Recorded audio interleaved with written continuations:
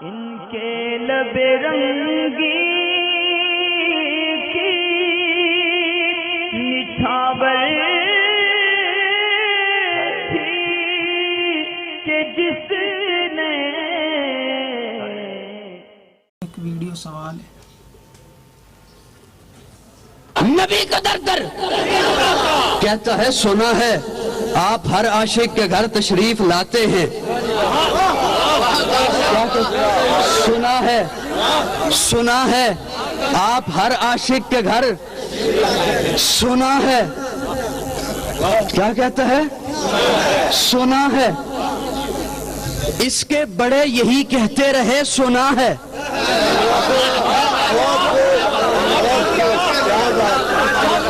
اس کے بڑے یہی کہتے رہے سنا ہے یہ یہی کہتا ہے سنا ہے آنے والی نسل یہی کہے گی سنا ہے ارے اگر اپنے دعوے میں سچا ہے قاضی کی بات کو مات کر کہ سنا نہیں دیکھا ہے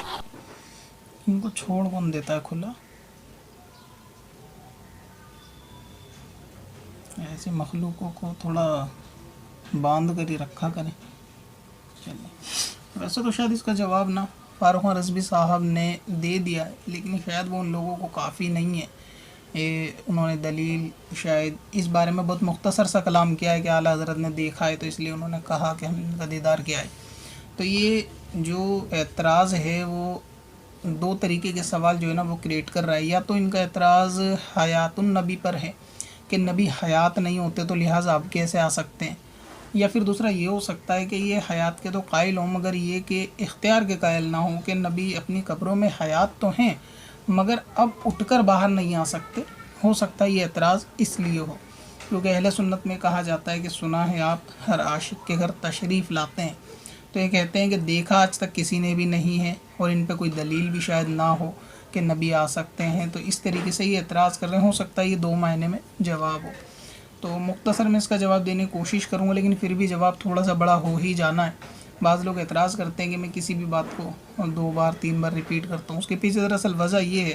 کہ میری عادت میں شمار ہے کیونکہ بہت سارے مقام پر کوچنگ کرنے کا یا پڑھانے کا موقع ملا تو وہاں پر اسٹوڈنٹ یعنی کافی ساری فیلڈ میں لینگویجز کی یا کمپیوٹر کی تو ایسے میں کیا ہوتا ہے نا اسٹوڈنٹ کو بار بار بات کو ریپیٹ کرنے کی وجہ سے وہ عادت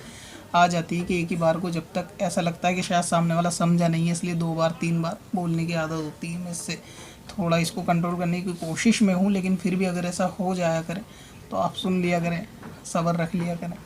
تو ابھی یہ کہ حیات النبی کے اوپر بات ہے کہ نبی آ سکتے نہیں آ سکتے ان صاحب نے اعتراض کیا اس کا کیا جواب ہونا چاہیے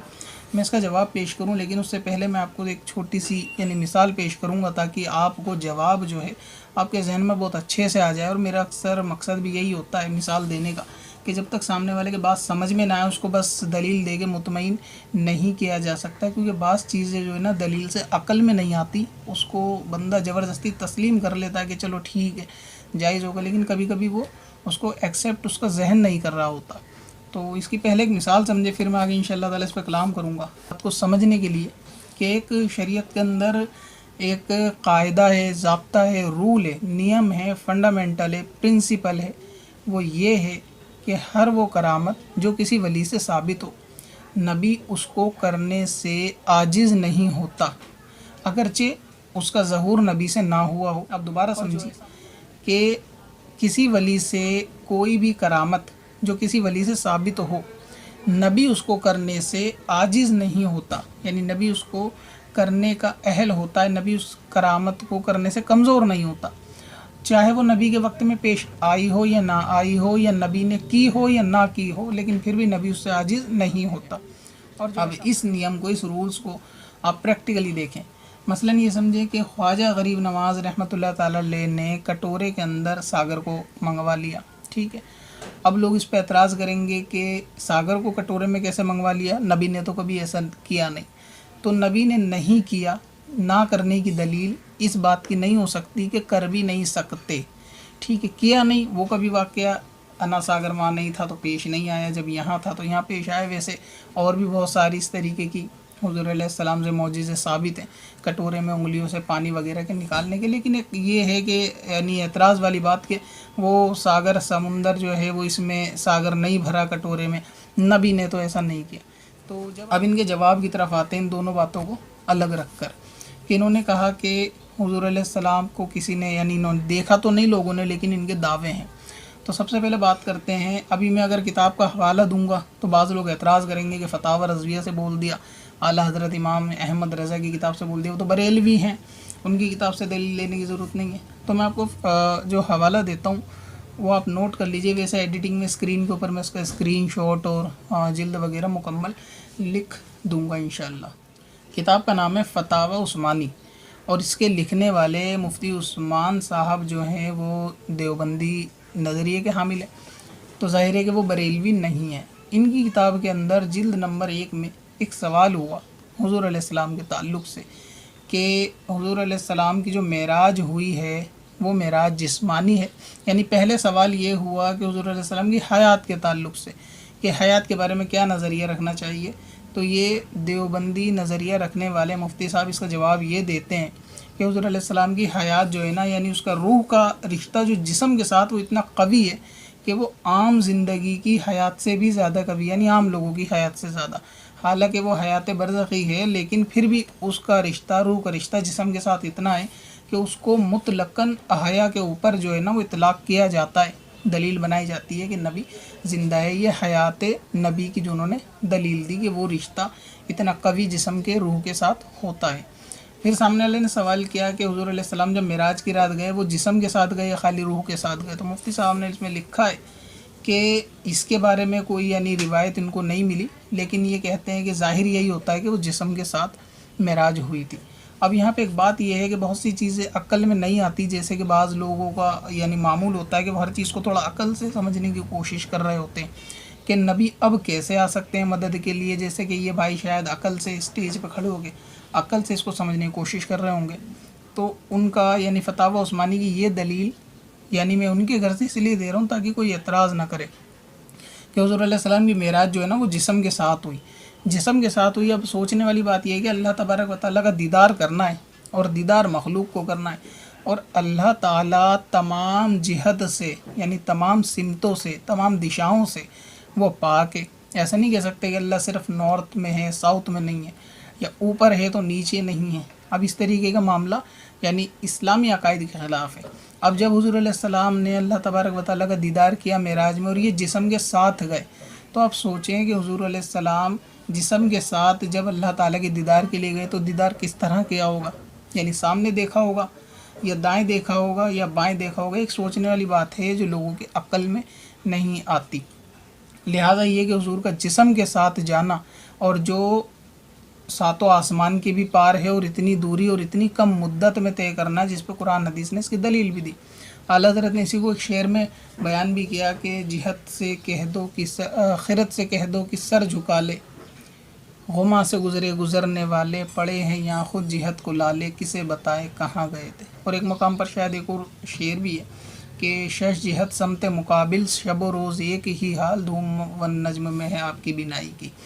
तो इस तरह से ये बातें भी जो है ना बज़ाहिर अकल में नहीं आ रही। फिर एक सवाल ये हुआ कि जो नमाज़ों के ताल्लुक़ से जो गुफ्तगू हुई अल्लाह तबारक व तआला से हुज़ूर अलैहिस्सलाम की, वो खाली रूह की गुफ्तगू थी या जिस्म की गुफ्तगू थी। तो इन्होंने जवाब लिखा कि वो जिस्म के साथ गुफ्तगू थी। ठीक है, तो यहाँ तो नबी का पहले इख्तियार के ज़मीन पे रहते हुए अल्लाह तबारक व तआला का दीदार भी किया और फिर मेराज को गए, तो ये सारी बातें भी अकल में नहीं आती, लेकिन नबी की कुदरत को साबित करती हैं, उनकी ताकत को साबित करती हैं, अगर जो अल्लाह तबारक व तआला की तरफ से दी हुई हैं उनको साबित करती हैं। अब एक दूसरी किताब है जिसका नाम है, यानी ये इख्तियार के ताल्लुक़ से मैंने बात की है कि हर चीज़ अगर अकल में तोली जाए तो ये बात भी अकल में नहीं आ रही कि अल्लाह को कैसे देखा होगा और किस तरह से गुफ्तगू की और इतने कम वक्त में कैसे गए और कैसे आए, लेकिन ये लोग यानी इनके मकतब फ़िक्र के लोग इस बात को तस्लीम करें। अब दूसरी बात ये यानी जो ख़ास इसका जवाब है वो ये कि एक किताब का नाम है फतावा ज़करिया, इसके लिखने वाले भी जो हैं वो बरेलवी नहीं है, देवबंदी कहलाने वाले हैं। इनसे सवाल हुआ क्या नबी की ज़ियारत आलम बेदारी में हो सकती है। मतलब यही जो ये एतराज़ कर रहे हैं ना, यही एतराज़ हुआ सवाल की सूरत में, क्या नबी को जागते में होश की हालत में देख सकते हैं। सवाल करने वाला भी जानता है कि मैं नबी के वक्त में नहीं हूँ और नबी बज़ाहिर वफ़ात भी कर चुके, लेकिन अब अगर कोई शख्स दावा करे कि नबी अलैहिस्सलाम को देखा जा सकता है तो ये बात सही है और वो भी जागते में देखा जा सकता है, तो उनके مفتی صاحب نے جواب لکھا کہ جہاں یہ بات صحیح ہے، نبی کو عالم بیداری میں دیکھا جا سکتا ہے۔ اب سوال یہ آتا ہے کہ یہ تو یہ بات ان کے جو ہے نا ماننے والے علماء بھی تسلیم کر رہے ہیں کہ دیکھا جا سکتا ہے نبی کو، تو اس کا مطلب یہ ہوا کہ جب دیکھا جا سکتا ہے تو وہ آ بھی سکتے ہیں، تبھی تو دیکھا جا سکتا ہے، ورنہ ان کو کہنا چاہیے تھا کہ وہ آ ہی نہیں سکتے تو دیکھا کہاں سے جا سکتا ہے۔ اس کو ایسا سمجھا، اگر کوئی مجھ سے سوال پوچھے کہ اس زمانے میں ڈائناسور کو دیکھا جا سکتا ہے تو میں کیا کہوں گا کہ ڈائناسور جب ہے ہی نہیں تو اب دیکھا کہاں سے جا سکتا ہے۔ لیکن اسی طرح جب انہوں نے جواب دیا کہ ہاں نبی کو دیکھا جا سکتا ہے، اور ساتھ میں دلیل دی امام جلال الدین سیوطی رحمۃ اللہ تعالیٰ علیہ کی، کہ انہوں نے کتاب کے اندر پوری تفصیل اور دلائل کے ساتھ اور واقعات کے ساتھ بھی اس کو ثابت کیا ہے کہ نبی کو عالم بیداری میں دیکھا جا سکتا ہے، اور یہ بات دیوبند کے فتوے میں لکھی ہوئی ہے، نہ کہ بریلوی کتاب میں۔ تو اب جب نبی کو دیکھا جا سکتا ہے یہ بات ثابت ہو گئی ہے، تو اس لیے جو سنی عوام کہتی ہے کہ سنا ہے آپ ہر عاشق کے گھر، وہ بات بالکل درست ہے۔ ابھی چلیں اس بات سے آگے ایک اور دلیل دیجیے اسی میں، یعنی آگے چل کر ایک واقعہ اور بھی نقل ہے، انہوں نے اسی دلائل کے اندر 2-3 صفحہ کے بعد ایک واقعہ لکھا ہے، میں مختصر کروں گا کہ ویڈیو زیادہ بڑی نہ ہو، اس لیے وہ آپ نے علماء سے سنا بھی ہوگا۔ شیخ سعدی رحمۃ اللہ تعالیٰ علیہ کے شعر کے تعلق سے ہے کہ ایک شخص جو ہے وہ ان کا شعر پڑھتے ہوئے جا رہے تھے، 4 لائنوں کا شعر تھا، 3 لائنیں دہراتے تھے، 1 لائن ان کو یاد نہیں آتی تھی۔ شیخ سعدی آئے، یعنی ایک سفید لباس میں بزرگ آئے، انہوں نے وہ 4تھی لائن شعر کی بتائی اور وہ چلے گئے۔ جانے والے نے پوچھا کہ آپ کون ہو، آپ نے میری مدد کی، آپ مجھے بتا دو، تو انہوں نے فرمایا کہ میں شیخ سعدی ہی ہوں، یعنی جن کا وہ شعر پڑھ رہے تھے۔ جب یہ شعر پڑھا جا رہا تھا، ان کے وقت سے کئی سال پہلے شیخ سعدی وفات پا چکے تھے، تو مطلب یہ ہوا کہ شیخ سعدی نبی نہیں ہے، لیکن مدد کے لیے، اور اچھا یہ ہندوستان کا واقعہ ہے کہ جو شعر پڑھ رہے تھے، اور شیخ سعدی کی مزار ہندوستان میں بھی نہیں ہے، تو وہ جو ہے اگر یعنی بیرون ملک سے آ سکتے ہیں، اور کتنے لمحے میں، یعنی بہت کم مدت میں، بہت کم ٹائم میں، بہت تھوڑے وقت میں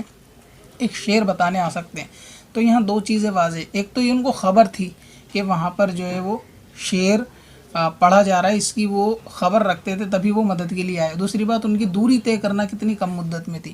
تو آدمی سوچتا ہے کہ مدینے سے آئیں گے تو شاید کوئی ہوائی جہاز کا ٹکٹ کرا کے تھوڑی نہ آئیں گے، نبی یا ولی آئیں گے، یہ ان کی کرامتیں ہوتی ہیں کہ وہ لمحے بھر میں کہیں بھی آئیں، کہیں بھی چلے جائیں۔ اب ایک چیز اور ہے کہ اسی کے اندر یعنی فتاوی عثمانیہ کے اندر ایک سوال اور بھی ہے، جس کے بارے میں یہ پوچھا گیا کہ یہ جو معراج کی رات حضور علیہ السلام گئے تھے،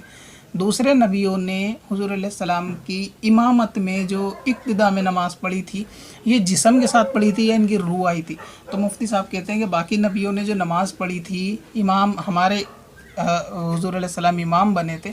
وہ جسم کے ساتھ تھے۔ اس کے بارے میں کوئی واضح دلیل نہیں، لیکن ظاہر یہ ہے کہ وہ جسم کے ساتھ تھے۔ اب یہاں سوچنے والی بات ہے، اور یہی ان کا جواب بھی ہے، بھئی یہی دلیل اگر میں فتاوی رضویہ سے دیتا تو اعتراض کرتے کہ یار وہ بریلی کی کتاب ہے، یہ دیوبند کی کتاب ہے، جن کے میں نے حوالہ دیا کہ جب حضور علیہ السلام معراج میں گئے، امام بنے، دوسرے نبی آئے، انہوں نے نماز پڑھی، اور یہ اتنا مشہور واقعہ ہے کہ سب لوگ جانتے ہیں۔ اب یہاں ایک بات ہے جو سمجھنے کی ہے کہ جو نبی پہلے وفات کر کے جا چکے تھے، یعنی مثلاً آپ سمجھ لیجئے حضرت ابراہیم علیہ السلام، حضرت یوسف علیہ السلام، جو وفات کر کے جا چکے تھے، جب اپنی قبروں سے وہ مسجد اقصیٰ آ کے نماز پڑھے تو وہ جسم کے ساتھ آئے، پہلی چیز۔ تو اس کا مطلب یہ ہوا کہ نبی آ سکتے ہیں نا، تبھی تو وہ آئے نماز پڑھنے۔ اگر نہیں آ سکتے تو یہ جواب دیوبند والے خود دے رہے ہیں کہ وہ جسم کے ساتھ آئے، تو ان کا جواب خود ان کے گھر سے ہے، لیکن یہ کہ ان کو پڑھنے کا ٹائم نہیں ہوتا، اسٹیج پہ چلانے کا ٹائم ہوتا ہے کہ جی سنا ہے، دیکھا نہیں، دیکھا نہیں۔ ان کے خود مفتیان کرام کہہ رہے ہیں اس بات کو کہ ہاں وہ جسم کے ساتھ آئے۔ دوسری چیز یہ جو حضور علیہ السلام معراج کی رات گئے اور ساتھ میں سارے نبیوں نے آ کے نماز پڑھی، تو ان کا کوئی واٹس ایپ گروپ تھا نبیوں کا کہ جس پہ میسج ڈالا گیا ہو کہ فلاں ٹائم میں آنا، نماز کا ٹائم ہو جائے گا، نماز پڑھی جائے گی؟ ایسا تو کچھ نہیں تھا، کوئی سوشل میڈیا یوز نہیں ہوتا تھا کہ ایسی کوئی روایت ملتی ہے کہ ان کو خبر کیا گیا ہو، یعنی اللہ تعالیٰ نے پہلے جبرائیل علیہ السلام کو بھیجا کہ آپ حضور کو لاؤ، ان کو اٹھانے کے بعد باقی نبیوں کی قبروں پہ جانا، ان کو خبر کرنا کہ اتنے بجے پہنچنا ہے، نماز ہونی ہے، ایسی کوئی روایت ملتی ہے؟ اب آپ خود سوچیں کہ حضور علیہ السلام جب مسجد اقصیٰ میں گئے تو باقی نبیوں کو خبر تھی کہ وہ تشریف لا رہے ہیں، اور باقی نبی اپنی قبروں سے پہنچے نماز پڑھنے اور جسم کے ساتھ، تو پتہ کیا چلا کہ نبی اپنی قبروں میں زندہ ہوتے ہیں اور آ جا بھی سکتے ہیں، وہ تبھی آئے تھے نماز کے لیے۔ یہ چیز ہوئی پہلی کلیئر۔ اب آپ اس بات کی طرف آئیے جو میں نے آپ کو قاعدہ سمجھایا تھا کہ کوئی چیز ولی سے ثابت ہو تو نبی سے۔ ابھی یہ دیکھیں، یہ تو چلیں حدیث کا واقعہ ہے کہ آپ اس کا انکار کرتے ہیں، لیکن لکھا دیوبندیوں نے، ٹھیک ہے. شیخ سعدی کے واقعے کو بھی انہوں نے ہی نقل کیا ہے. شیخ سعدی کون ہے؟ یہ کوئی نبی نہیں ہے. شیخ سعدی کوئی صحابہ بھی نہیں ہے. یہ اللہ تعالیٰ کے ایک نیک بندے، آپ ان کو ولی کہیں کہ یہ ایک ولی ہیں. تو ان کی طاقت دیکھیں کہ یہ جو ہے مدد کے لیے ہندوستان آئے، اپنی مزار سے اٹھ کر، اپنی قبر سے نکل کر مدد کری. اب حضور علیہ السلام اگر کسی کے، یعنی مثال کے طور پہ سمجھے کہ میرے نہیں آئے، میں نے میلاد کری، نہیں آئے کا مطلب یہ نہیں ہو سکتا کہ آ نہیں سکتے، کیونکہ قاعدہ کیا ہے کہ جو کام کسی ولی سے ثابت ہو، جو کرامت کسی ولی سے ثابت ہو، وہ نبی سے یقینی طور سے نبی اس کو کر سکتا ہے، اگرچہ وہ نہ کرے، ٹھیک ہے، نبی اس سے عاجز نہیں ہوتا. تو اگر شیخ سعدی کا آنا یہ لوگ مان سکتے ہیں دیوبندی حضرات، تو ان بھائی صاحب سے پوچھو، قاضی صاحب سے، کہ نبی کے آنے میں ان کو کیا پریشانی ہے، یعنی کیا ان کا عقیدہ ہے کہ نبی نہیں آ سکتا. تو یہ سب دلیلیں ان کے گھر کی ہیں کہ نبی کی حیات بھی ہے، نبی جسم سے آ بھی سکتے ہیں جسم کے ساتھ، اور نبی کے امتیوں میں بعض ولیوں کو اللہ تعالیٰ نے قوت اور طاقت دی، جیسے کہ شیخ محدث دہلوی رحمۃ اللہ تعالیٰ نے 4 ولیوں کے بارے میں فرمایا، جس میں غوث اعظم بھی ہیں. فرماتے ہیں کہ کچھ ولیوں کو اللہ تبارک و تعالیٰ نے اتنی طاقت دی ہے، ان کے جسموں کو اور روح کے ساتھ ان کا رشتہ اتنا قوی کرایا کہ وہ جب چاہیں جہاں چاہیں کسی کی مدد کو آ سکتے ہیں. یہ شیخ عبدالحق محدث دہلوی رحمۃ اللہ تعالیٰ علیہ بریلی کے رہنے والے نہیں تھے، نہ ہی بریلوی تھے، لیکن یہ بھی لکھتے ہیں.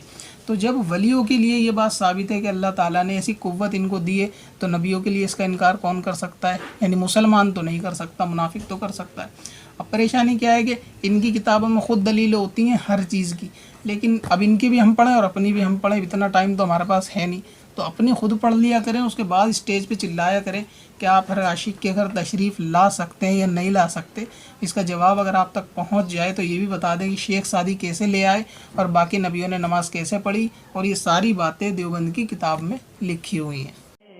پتھر دے حسن لالے پرن بار